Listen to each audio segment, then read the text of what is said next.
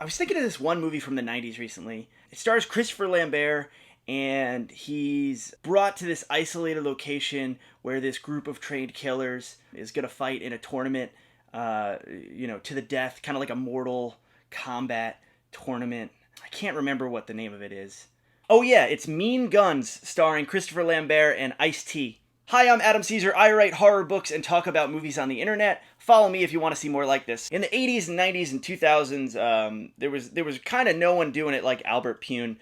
Just an incredible indie filmmaker who really made movies his own way. The best of these are Nemesis, or Radioactive Dreams, or The Sword and the Sorcerer, or Cyborg, starring Jean-Claude Van Damme. Rarely does Mean Guns get mentioned, because it's kind of a later one. It's 1997. But I think it's really one of his best, and it's the one example where you could say, wow, this is an Albert Pyun movie, but he's definitely been inspired by another filmmaker, very concretely. And Mean Guns is basically Albert Pyun's Pulp Fiction, in a way. This is Albert Pyun's Tarantino movie. That said, Tarantino wouldn't make a movie like Mean Guns. Ice-T is this mob sub-boss contractor type guy. I don't even really know what position he holds in the syndicate that brings together like 100 men and women who have somehow slighted the syndicate. They've stolen or they've informed to the police or something. They've all done something wrong to upset this big mob organized crime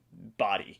And Ice-T brings them all together in this one isolated location, which is this giant prison in LA, which was a real prison that they were going to open, that Albert Pyun and the production somehow convinced them to let them shoot an action movie in, and he gets them all there. Ice-T gives this big speech. Christopher Lambert is one of the killers. He's this very idiosyncratic guy that you're not sure is even like a good guy or a bad guy, and he explains the rules of the game, basically that it's a battle royale style where only a couple people can live, and they not only get to live, but they'll get a whole bunch of money if they find it. It's like an Easter egg hunt in this sprawling large prison. And then as he explains the rules, these goons come out and they open these big plastic tubs of guns, and then they just like dump them out onto the floor, and then they come back out again with more buckets and they start dumping bullets. And it's this great image. It's just incredibly weird and original,